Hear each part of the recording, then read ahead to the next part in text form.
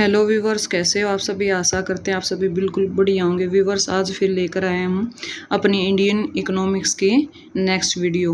Viewers, इसमें कुछ जो क्वेश्चन स्टार्टिंग रहेंगे थोड़े मुश्किल रहेंगे, लेकिन आप बार बार पढ़ोगे तो बिल्कुल आसान हो जाएंगे। क्योंकि ये क्वेश्चन इसलिए डाले गए क्योंकि इन्हीं क्वेश्चनों की वजह से हम मार्क्स कटाते हैं। आगे के सारे क्वेश्चन है बिल्कुल ईजी हैं, लेकिन आप पढ़ोगे तो जरूर सफल होगे। तो हमारा क्वेश्चन नंबर 51 रहेगा। भारत में प्रत्येक वर्ष में जनगणना की जाती है 5 वर्ष बाद, 10 वर्ष बाद, 1 वर्ष बाद, 2 वर्ष बाद। तो राइट आंसर रहेगा हमारा बी, 10 वर्ष के बाद की जाती है। नेक्स्ट क्वेश्चन आता है हमारा, किसी अनुसंधान के लिए मूल रूप से संकलित समकों को कहते हैं? प्राथमिक, द्वितीय, तृतीय, इनमें से कोई नहीं। तो राइट आंसर रहेगा हमारा ए, प्राथमिक कहते हैं किसी अनुसंधान के लिए मूल रूप से संकलित समकों को हम प्राथमिक श्रेणी के अंदर रखते हैं। नेक्स्ट जो क्वेश्चन रहेगा हमारा इकोनॉमिक्स से जुड़ा हुआ, यदि समय में से कुछ चुनी हुई इकाइयों का अध्ययन किया जाए तो उसे कहते हैं संगणना अनुसंधान, प्रतिदर्श अनुसंधान, प्रत्यक्ष अनुसंधान, अप्रत्यक्ष सर्वेक्षण। राइट आंसर रहेगा हमारा बी, प्रतिदर्श अनुसंधान कहते हैं यदि समय में से कुछ चुनी हुई इकाइयों का अध्ययन किया जाए। नेक्स्ट जो क्वेश्चन रहेगा हमारा, संगणना विधि है मितव्ययी, उपयुक्त जहाँ अनुसंधान विस्तृत हो, उपयुक्त जहाँ समग्र के इकाई समरूप हो, उपयुक्त जहाँ समग्र के इकाई स्वरूप एक रूप न हो। तो हमारा राइट आंसर रहेगा हमारा डी, उपयुक्त जहाँ पर समग्र के सभी इकाई एक रूप न हो उसको क्या कहते हैं? संगणना विधि कहते हैं। वेरी वेरी इंपॉर्टेंट क्वेश्चन रहेगा इकोनॉमिक की दृष्टि से, और ख़ास करके एनसीईआरटी 1-2 में इस तरीके के क्वेश्चन भी पूछे जाते हैं। नेक्स्ट क्वेश्चन आता है, समग्र की प्रत्येक इकाई का अध्ययन किया जाता है संगणना प्रणाली में, निदर्शन प्रणाली में, स्थिर प्रणाली में, सहविचार प्रणाली में। तो राइट आंसर रहेगा हमारा ए, संगणना प्रणाली के अंदर समग्र की प्रत्येक इकाई का अध्ययन किया जाता है।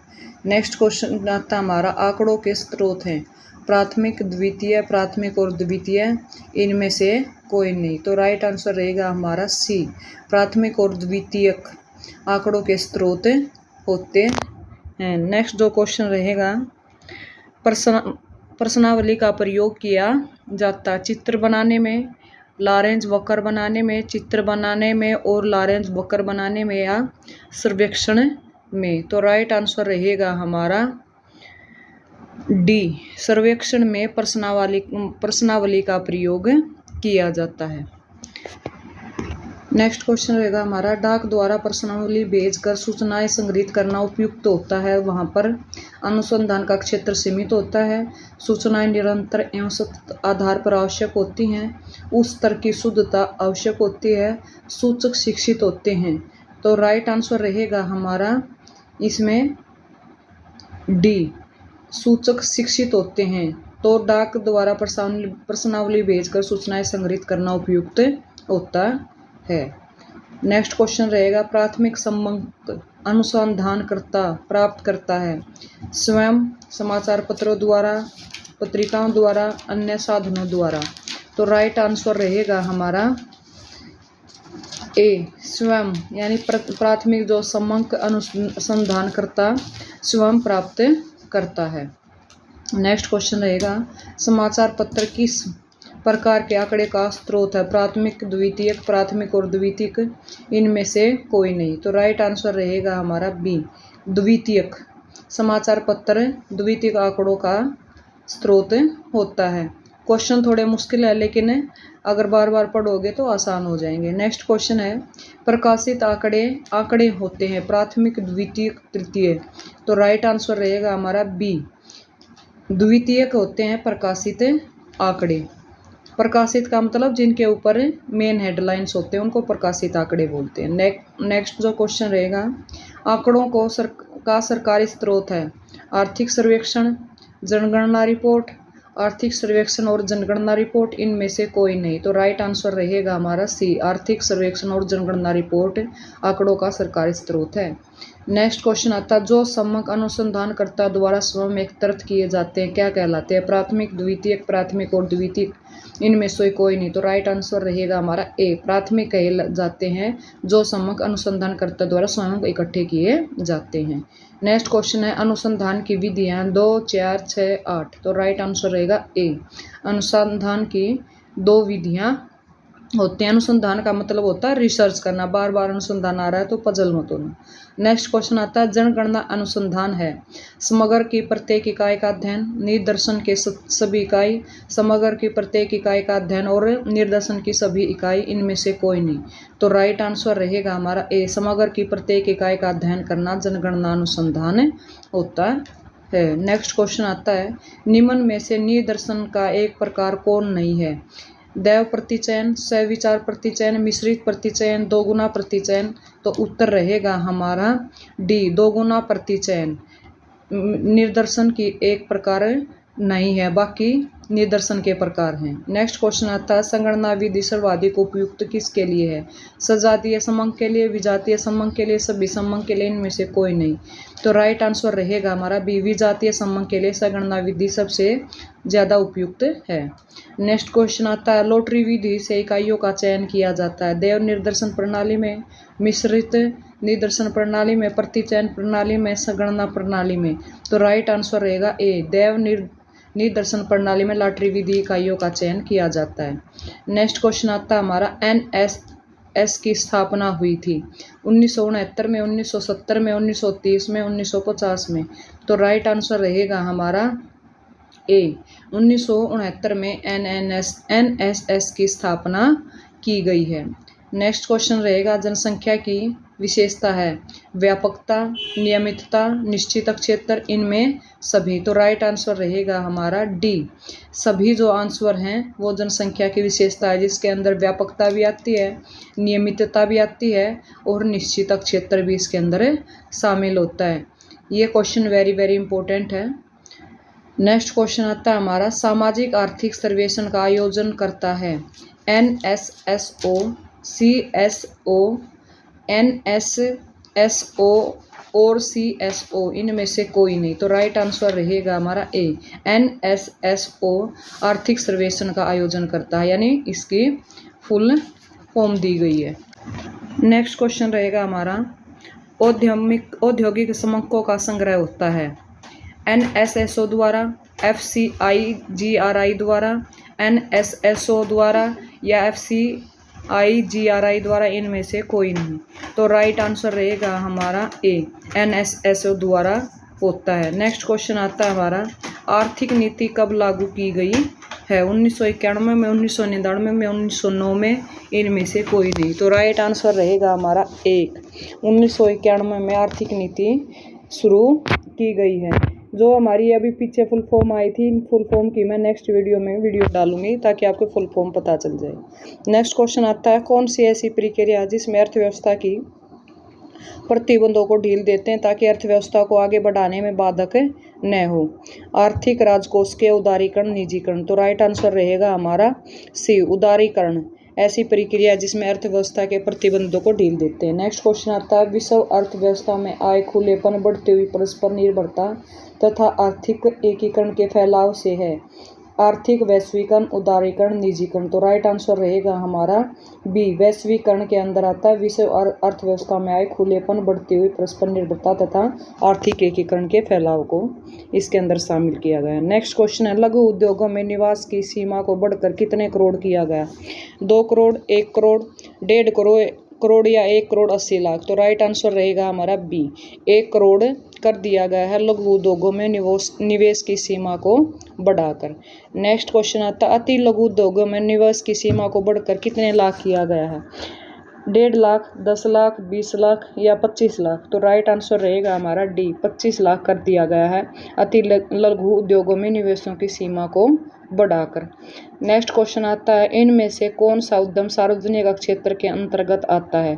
एटॉमिक ऊर्जा, प्रतिरक्षा, रेलवे, उपरोक्त सभी। तो राइट आंसर रहेगा हमारा डी, उपरोक्त सभी किसके अंदर आते हैं? सार्वजनिक क्षेत्र के अंदर आते हैं। नेक्स्ट क्वेश्चन आता है विश्व व्यापार संगठन की स्थापना कब की गई है? 1995 में, 2000 में, 2005 में, 2001 में। तो राइट आंसर रहेगा हमारा ए 1995 में यानी 1995 में विश्व व्यापार संगठन की स्थापना की गई है। नेक्स्ट क्वेश्चन आता है एकाधिकार समाप्त करने के लिए कौन सा एक्ट लागू किया गया? LPG, MRTP, SSC या कोई नहीं। तो राइट आंसर रहेगा हमारा बी MRTP। एकाधिकार समाप्त करने के लिए यह एक्ट लागू किया गया।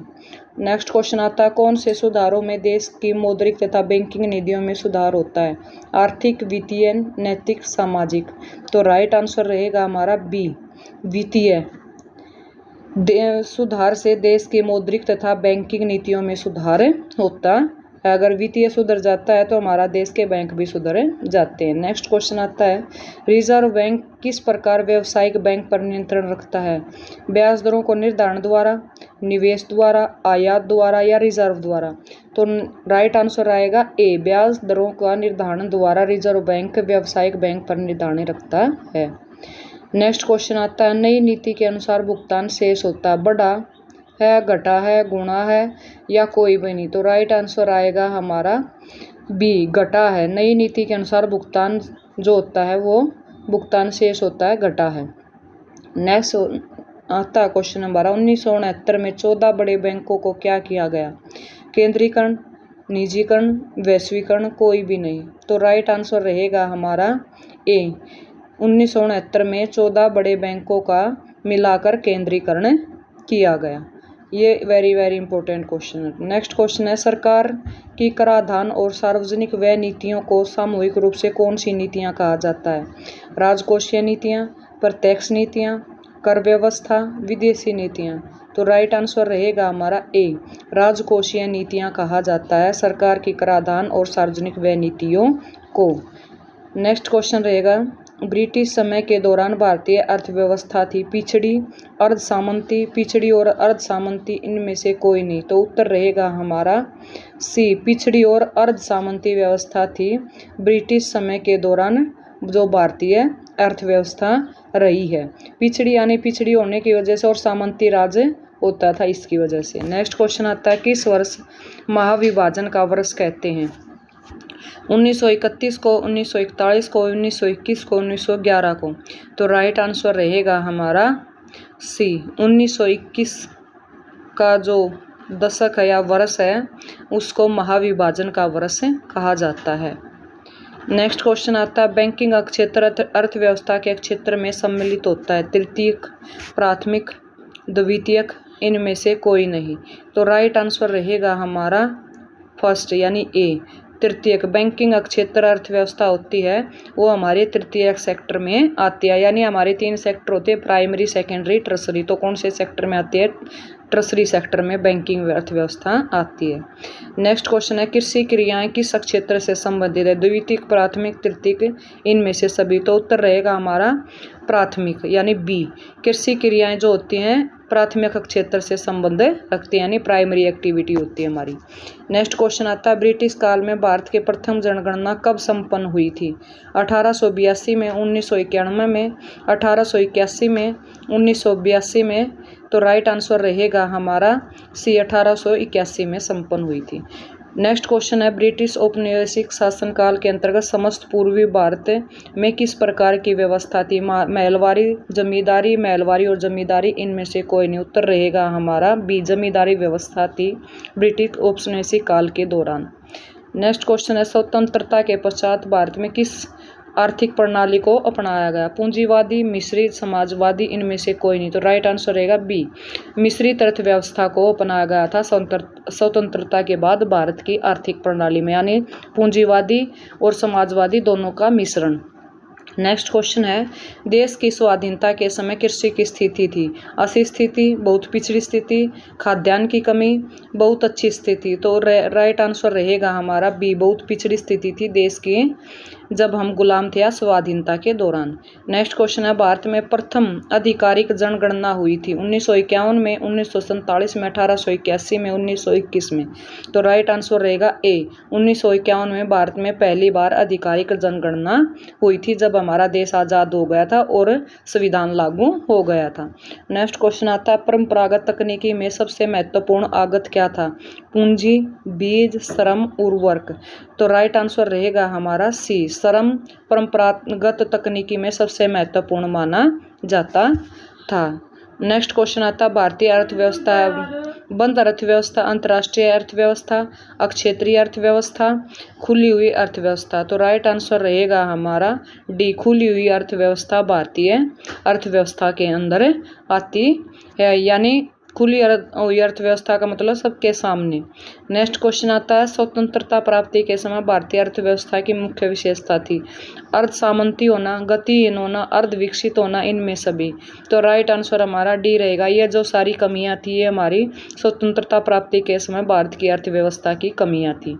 नेक्स्ट क्वेश्चन आता है, निर्माण क्षेत्र अर्थव्यवस्था प्राथमिक, द्वितीय, तृतीय, इनमें कोई नहीं। तो राइट आंसर रहेगा हमारा बी, द्वितीय, यानी निर्माण का मतलब होता है मैन्युफैक्चर, जो आता है हमारा सेकेंडरी सेक्टर के अंदर आते हैं हम कोई भी चीज़ जो मैन्युफैक्चर करते हैं। नेक्स्ट क्वेश्चन आता है, 1947-48 में व्यापार संतुलन था 17 करोड़ का, 21 करोड़ का, 31 करोड़ का, 14 करोड़ का। तो राइट आंसर था हमारा डी, 14 करोड़ का 1947 और 48 में व्यापार संतुलन हमारा था, जब हमारा देश आज़ाद हुआ। धन्यवाद व्यूवर्स, आज की हमारी वीडियो थी इंडियन इकोनॉमिक्स की। अगर आपको पसंद आती है प्लीज़ वीडियो को लाइक करें, शेयर करें और चैनल को सब्सक्राइब करें। कुछ क्वेश्चन इसमें मुश्किल मिलेंगे, लेकिन बार बार आप पढ़ोगे तो ज़रूर याद हो जाएंगे। धन्यवाद।